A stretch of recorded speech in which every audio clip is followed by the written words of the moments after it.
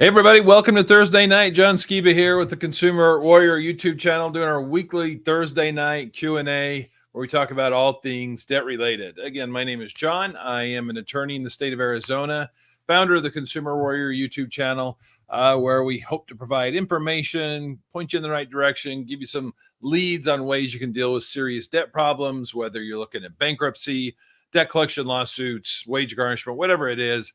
Those are the kind of things that we talk about. And so the way that we do this each and every week is if you have a question or a topic you want to talk about, whether you're watching on Facebook or you're watching on YouTube, put it in the chat section or the comment section in Facebook, and then I'll put it up on the screen and we'll talk about it. My weekly disclaimer, I'm a licensed attorney in the state of Arizona, not licensed anywhere else.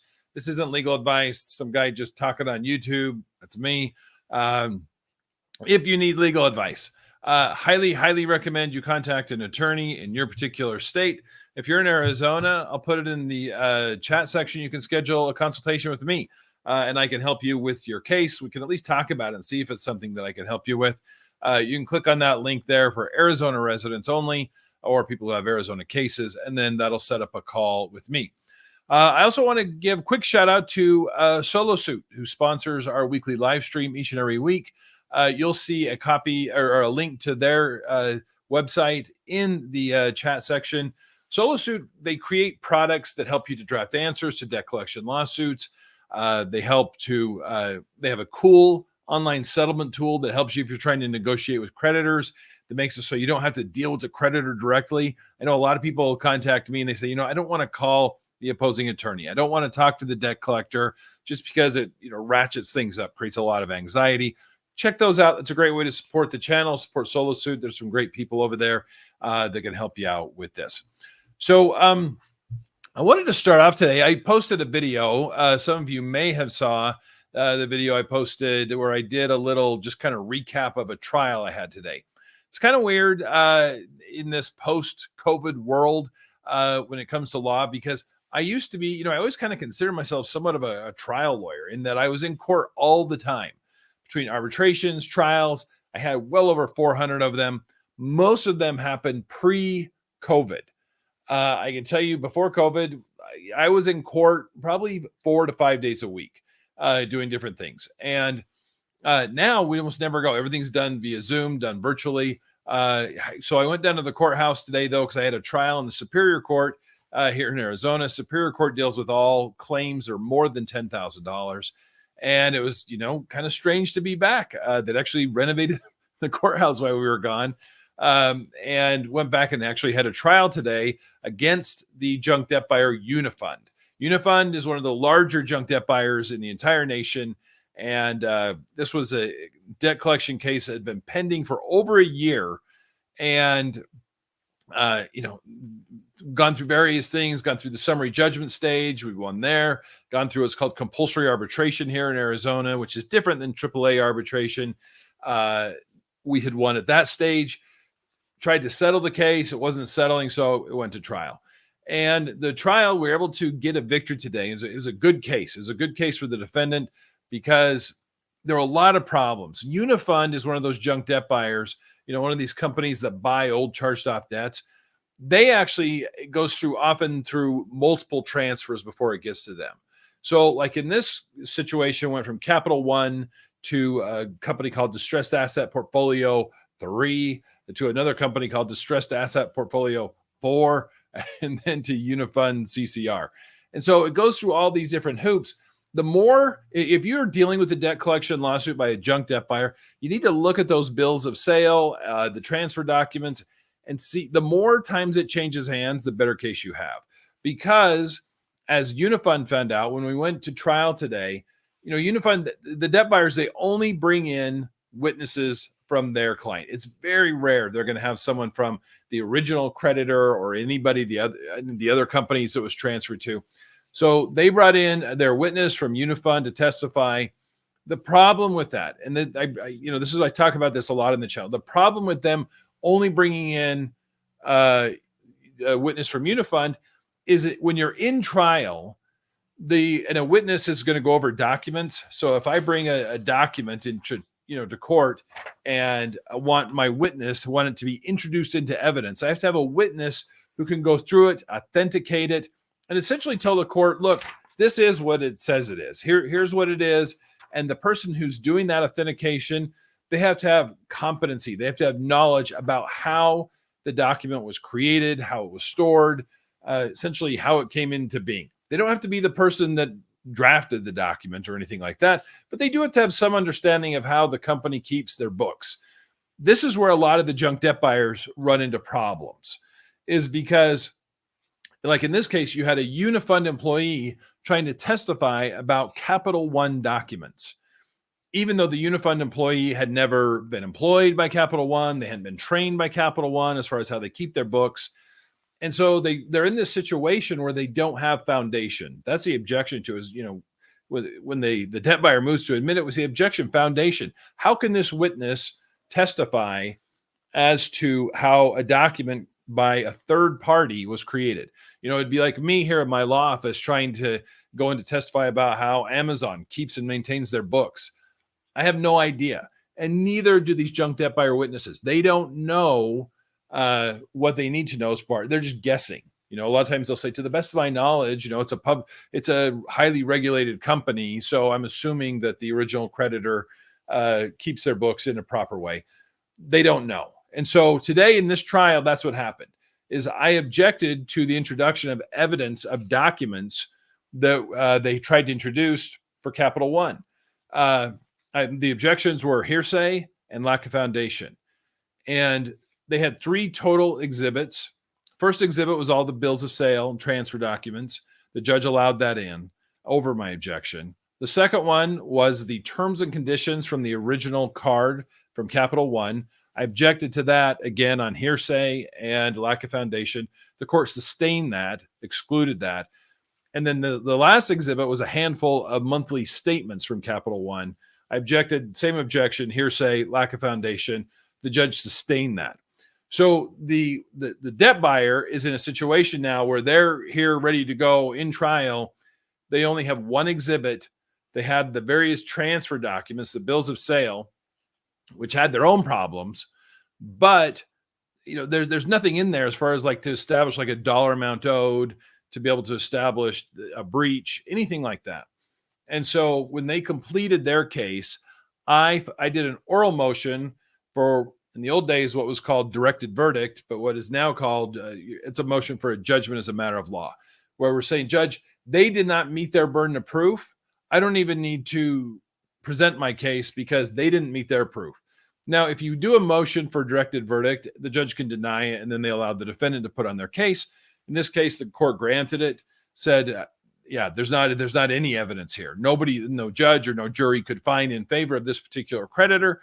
And so we're going to, throw it out. And so that was it. So touchdown. We got that one. They threw that out. Not only that, then the judge gives us time to submit a proposed judgment where we can ask for attorney's fees, court costs, all that to be reimbursed. So, kind of moral of the story, I talked about in the video, not all cases should go to trial. And in fact, like I said, most of my cases by far do not go to trial. It's actually very few cases go. But you got to pick and choose. You got to kind of know and be able to see the issues of what cases should go to trial. Like I said, the ones that have multiple transfers, original creditor cases, you should almost never go to trial on those. Unless you have like an identity theft type defense or something like that, don't go to trial because you're going to lose. And trials all or nothing. Judges don't sit up there and try to broker some kind of deal. You're either going to owe zero or you're going to owe the full balance. So that was kind of just a recap of a trial. You go back and watch that video. I just barely posted it today. It's just a 5-minute thing where I kind of break it down as I was leaving the courtroom and take a look at that. All right, let's jump into some of the questions here. Rob, I thought we were going to miss you, but you got on. I think we're just on different time zones. All right. So Rob says, mine was the case where the plaintiff filed a motion for leave to file a motion for summary judgment and it was granted in 3 days. I filed a motion for reconsideration, and now their motion for summary judgment is an oral hearing tomorrow on the same date and time as the trial was. And then you say, congratulations. Thank you. Yeah, you should fight this. I mean, this is completely contrary to the rules of civil procedure, at least here in Arizona, and I can't imagine anywhere else. Um, the fact that they, you had this, they want to be able to file their motion for summary judgment after the deadline is cut off for what we call dispositive motions. The court granted it without giving you an opportunity to file on it. Now, the motion for reconsideration, I would bring all of these issues back up at the hearing. But I see this sometimes, particularly in like small claims courts or justice courts, where they're like, "Oh, we'll just do it. We'll do argument on the summary judgment motion, and then depending on what happens there, we'll probably just go to trial." I would press them on that. Look at what the rule is. Find the rules of civil procedure in your particular jurisdiction. Rule 56 is the rule that deals with summary judgment, as far as providing you sufficient time, particularly if you haven't responded to it. And this is why they set those deadlines, is because there's got to be sufficient time for the summary judgment motion to be fully briefed before the court can rule on it. So if they file a motion for summary judgment, and most jurisdictions give you 30 days to respond to it, if you're in a situation where you didn't even get a chance to respond to it, the court should deny that. That's totally an appealable issue. So hopefully the judge just backs off that. But on the flip side of that, you better be ready to go to trial. Because if it's something they say, yeah, your motion for summary judgment is too late, then it sounds like you're at trial tomorrow and you better be ready to go. All right, let's see what Bonnie has to say. Sued by LBMD funding, judge ordered court annexed arbitration. Arbitration scheduled discovery deadlines. I fully complied. Plaintiff missed the deadline of 10/15, claiming the client was impacted by hurricanes, Helene and Milton. Plaintiff submitted motion to extend. Arbitrator did not give a ruling. What's my next move? Do I file a motion to dismiss with the arbitrator? I can tell you with things like this, when there are external factors, like with the hurricanes, you could file your motion to dismiss. My guess is they're going to give them a little bit of leeway on that. I was talking about COVID before. COVID kind of changed things a bit. Like there was all kinds of times when the courts would allow or extend deadlines, and the arbitrator likely has that discretion where they can extend some of those deadlines out further in the event that there's something that was out of the control of the parties. If it's something where their client is not able to provide them with the information they need to complete the discovery, the court's probably going to grant that. So that's one of the tough things. You can file the motion to dismiss. There's never a harm in filing it. It just, my guess is it would probably be denied. So, all right, let's see. Rob Bagot says this is going back to the prior one. Still to this date, the plaintiff has not filed anything or shown what they plan to use at the hearing. That's another issue. So, this whole Perry Mason, trial by ambush, those days are over. The disclosure rules, it's usually 26.1 in most jurisdictions. They require that the parties disclose things well in advance of trial. And if they don't, that they're going to be barred from using that. That's usually Rule 37 under the rules of civil procedure. That's a sanction that they get. And so I would look at those rules. It may be a little bit different. Google Scholar, something where you can just do a quick search on that. As far as initial disclosures, what they have to disclose, and then Rule 37 is sanctions that can be imposed for not following up with the with the discovery and providing them. If they haven't provided documents, absolutely, you need to object. And here's one little other tidbit about this. If they're trying to introduce documents at trial, you need to object. If you have a legitimate objection, if they failed to disclose the document, if it's hearsay, if it's lack of foundation, raise the objection, even if the court's going to rule against you. So a lot of times I'll go into these cases and there'll be 6 different exhibits, and I'm objecting, exhibit 1, exhibit 2, and the court's just saying, I'm going to allow these in. I still object to the other ones and get it out on the record, because if you don't object, if you want to appeal down the road because you get a bad ruling, if you didn't object, you've waived that issue. You can't raise that issue on the appeal if you didn't object at trial. So you got to preserve your record there. You've got to make sure that it's on the record, whether they're recording it, whether there's an actual stenographer there, whatever it is, you got to make sure that you are that you're doing that you are you're raising that objection. So hopefully that's helpful for everybody that's dealing with those things. I know that all those things, it's frustrating. It's frustrating because it often feels like there's these rules, and one set of rules gets applied to the to the creditors and to the debt buyers, and another set of rules gets applied to the consumers. 100%, I get that. I have felt that. I have fought against that for a long time now. So that's I fully get that as far as what's going on. All right, Bunny says the trial scheduled November 27th. Plaintiff has not exchanged any discovery requested agreement, chain of title, etc. So if they haven't provided you with the documents and it's pushed out that far, you can do a motion to compel.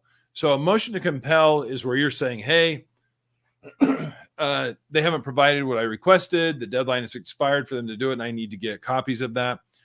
Check your rules again of civil procedure, because sometimes they do require you, and that could be in Rule 37 or it might be in Rule 26, where they require the parties to do some type of consultation before they file a motion to compel. So usually you're going to have to file a, notate in your motion to compel, hey, I complied with the rule. We reached out, tried to get this resolved. It hasn't been resolved, that kind of thing. And then if they don't give it to you and if the court doesn't rule on it, like I said, I always go back to with the discovery, be careful what you ask for. Less is more, just like today in my trial is a perfect example of that. Less being more. They had 3 exhibits. I got 2 of them kicked out. So they had 1 exhibit and then it was very easy to win because they didn't have any documents. The less that they provide you, the better it's going to be because they can't use it in trial. You got to hold their feet to the fire. You got to object if they try to introduce documents they haven't disclosed to you before, but less is more when it comes to defending these cases. All right. Lori says, sued by Zwicker and Associates for a debt owed with Goldman Sachs. Do I just send an answer letter? Do I also send the verification letter at the same time to Zwicker and Associates and the court? Okay, so if you have been sued and if they have served you, you need to file an answer because the clock starts ticking. Look in the summons. The day that they served you, you have a specific amount of time to respond to it. You need to file an answer to it. You got to file that timely or they're going to enter a default. Now, you can click on the solo suit link here if you're on YouTube. I put it at the top. They have a program that'll help you draft the answer, and then it actually they file it for you at the court, so you can make sure it gets filed. So get an answer filed. 95% of people don't file answers to the debt collection lawsuits, and they end up with a default judgment. So if you don't file an answer, everything we talk about here is for naught because they're going to get the judgment. They're likely going to add interest and attorney's fees and everything else on top of it. Now, the verification letter, once a lawsuit is filed, you can still send a verification letter, and they likely will respond to it, but they don't really have to at that point. Litigation has begun. Like I say, they're required in most jurisdictions to provide you all that information in their initial disclosure, roughly about a month after you file your answer. So you can still send it over, but it's not really necessary at that point. Sending out a debt verification or validation letter, that's really good if you're getting letters from creditors. You're getting something from a junk debt buyer that you don't recognize. You can send a validation request. That stops all collection activity while they're responding to that. But it is something, if you send a verification letter after they filed a lawsuit, they don't have to stop the lawsuit. So that's something you got to be careful of. All right. Mark says he used a motion to compel private arbitration in Harris County, Texas. Judge accepted, gave stay, and 180 days. So that's fairly normal. I used to ask, early on for the case to actually be dismissed while we pursued arbitration. And this is private arbitration through like AAA or JAMS. Most judges are more inclined to stay the litigation. So stop everything, give you a time frame like they did here, 180 days, so that you could then go out and the parties could initiate it. And then if you do that, then they could dismiss. But it's something where make sure you calendar that deadline, because if you don't get the private arbitration initiated within that 6-month window that they gave you there, that could be a problem. That's going to be something where the court could then say, okay, we're going to go forward. You've waived your right to arbitration. So you need to get that submitted. Now, I tell people too, I also used to take the position that the plaintiff should be the one to initiate it. And I believe that. I believe procedurally that's correct, but often they won't.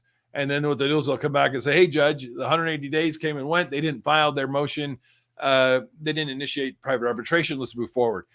You can, particularly through AAA, that's who I typically use. You can initiate arbitration. Either party can. It doesn't matter. Just by going in, paying your filing fee, and then they'll get the process going. So that's my process now. If I'm pushing a case into private arbitration and the judge gives me one of these stay orders, I go ahead, go to AAA, open up the case, and then I file a notice with the court to let them know that I did it and provide them with that number. You go on to say his original credit card company, Amex lawyer, did show up and filed an online same day asking for private arbitration. Okay, yeah. So the fact that the court granted it, you're good. I would just make sure you get that initiated. Follow up by Lori says, what happens after the answer is filed? Should I just file for a motion to arbitrate after I send the answer? You can do that. Like I said, in most jurisdictions, after you file the answer, 30 to 40 days later, the parties have to exchange any disclosures. So then you'll have copies of their documents. If you're unsure if there's a private arbitration clause in your particular case, sometimes I'll tell people to wait until you get those because often they will send over the terms and conditions. If you don't want to wait, you can actually go to the Consumer Financial Protection Bureau. Just Google that. They actually have a whole database of credit card terms and conditions, and they'll have yours so you can download it, use that as your exhibit to file the motion to arbitrate. All right, follow up here by Bonnie. What about pretrial motions should I expect from the plaintiff? Please explain dispositive motions. Okay, pretrial motions, if you're in Arizona, you can expect none. Pretrial motions are typically, and you see these more when there's a jury trial. Pretrial motions, like a motion in limine, is a common one when there's going to be a jury trial. And what the motion in limine does is you're filing this motion with the judge saying, hey, judge, we want certain pieces of evidence not even to be brought up. You see this in criminal cases a lot, where something gets brought up during a direct exam or cross exam, and the other side moves for a mistrial because there was a previously either an agreement or a ruling on a motion in limine that certain topics are off limits. And so motions in limine are rare. I have filed them when I have asked for a jury trial in these types of cases, but my guess is you're not going to see. The one you probably will see is they often will file a motion to have their witness appear telephonically or via Zoom, depending on what your court allows. I always object to these because I always say, look, I'm going to be there. They're going to be there. Trial should be equally inconvenient for everybody. Not only that, they're the plaintiff. They're the ones that filed this dang lawsuit. They should have expected that they were going to have to come in and testify. And I always object. And I can tell you, again, pre-COVID, almost across the board, without exception, the courts would say, denied. If they're going to do a trial, they're going to come in and testify so that we can see them. We can go through the documents with them. Post-COVID, they're all granted. I think the whole world is Zoom, video conference, telephone. The technology is there. It's better. And I think people are just more comfortable using it. The courts are more comfortable using it. This trial I did today, they asked for a telephonic witness. I objected. And the court said, no, we'll allow it. So that's probably the one you'll get. You could file an objection depending on how your court is. They may or may not care about telephonic appearances. If they do deny it and require them to show up in person, a lot of times they'll drop the case because particularly depending on the amount that they're suing on, it's not likely that they're going to push that, fly somebody out there. So, and as far as what dispositive motions are just motions that dispose of the entire case. Motion for summary judgment is the main dispositive motion. Motion to dismiss is a dispositive motion. And so usually the courts will put a dispositive motion deadline. Like we were saying in that other case, summary judgment has to be filed 90 days before trial date. And if you file it afterwards, you can be kicked out. So that's what I mean by dispositive motions. So, all right, I think that's about it. That's about 25 minutes in this today. But hey, I appreciate everybody checking in. Go check out that video I put up today. Again, it's a short one. It's about 5 minutes. Kind of go a little deeper dive, some of my fresh thoughts as I was coming out of trial on that. Go check out Solo Suit. The link is there at the top there. Go check out some of the cool products they have that can help you with this debt collection lawsuit. And don't forget, if you're in Arizona, my link's there. My phone number's here along the bottom. Give me a call. I'm happy to see how I can help you out. Thanks for everybody for checking in tonight.